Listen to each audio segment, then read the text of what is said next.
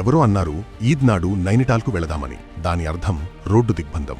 ఎవరో అన్నారు చాంద్రాత్ అంటే చక్కా జామ్కు ముందు రాత్రి. అవును, ఇవి ఢిల్లీ అల్లర్లకు కోడ్ పదాలు. ఇందులో మేధావులు, సామాజిక కార్యకర్తలు, విద్యార్థి నాయకులు సహా ఒక నిర్దిష్ట తరగతికి చెందిన ఉన్నత విద్యావంతులైన వ్యక్తులు పాల్గొన్నారు. వీరినే నేడు మనం అర్బన్ నక్సలైట్లు అని పిలుస్తున్నాం. ఈ అర్బన్ నక్సలైట్ల నెట్వర్క్ మతపరమైన ఛాందాస్యవాదులతో కలిసి దేశ రాజధానిని అస్థిరం చేయడానికి పూర్తి రోడ్ మ్యాప్ను సిద్ధం చేశారు. ఈ కుట్రలు డిసెంబర్ 2019లో ప్రారంభమయ్యాయి. సిఏఏకి వ్యతిరేకంగా జరిగిన నిరసనలను ఆయుధంగా ఉపయోగించి ఫిబ్రవరి 24, 2020 రాత్రి ఢిల్లీ వీధులు, విశ్వవిద్యాలయాలను లక్ష్యంగా చేసుకున్నారు. ఈ మొత్తం కుట్రకు కేంద్రం ఆగ్నేయ ఢిల్లీ పరిసర ప్రాంతంలోని జామియా మిలియా ఇస్లామియా. మొత్తం 3 లక్షల మంది ముస్లింలు సమీపంలో నివసిస్తున్నారు. వారు మొత్తం జనాభాలో 19.56%. బంగ్లాదేశ్, పాకిస్తాన్ నుంచి వచ్చి ఢిల్లీలో అక్రమంగా నివసిస్తున్న వారి కోసమే సిఏఏను ప్రవేశపెట్టారు. అయితే జామియా మిలియా ఇస్లామియాలో చదువుతున్న జనరల్ విద్యార్థులను లక్ష్యంగా చేశారు. ఢిల్లీ పోలీసుల ఛార్జిషీట్ దర్యాప్తులో చట్టంలోని నిబంధనలలో అలాంటి నిబంధనలు లేనప్పటికీ సిఏఏ వారి భవిష్యత్తు, గుర్తింపు, పౌరసత్వానికి ప్రత్యక్ష ముప్పు కలిగిస్తుందని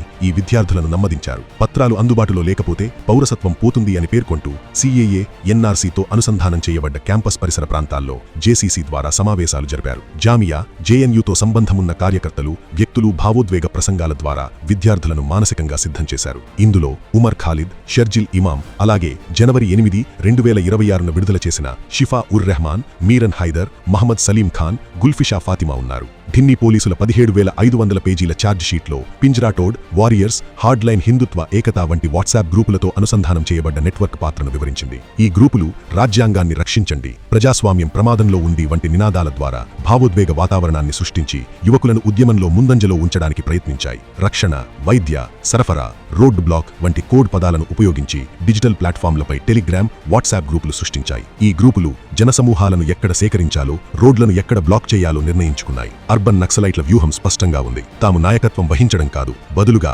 విద్యార్థులు, మహిళలు, పౌర సమాజాన్ని సమీకరించడం నిధులు ఈ కుట్రకు వెన్నెముక.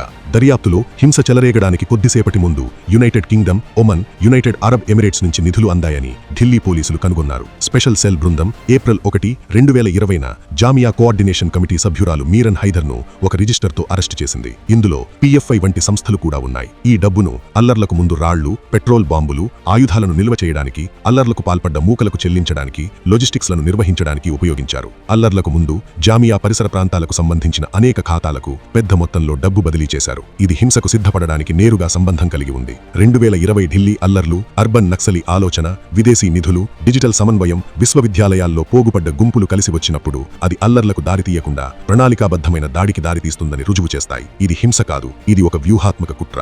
దీని మూల్యం అమాయక ప్రజలు చెల్లించారు.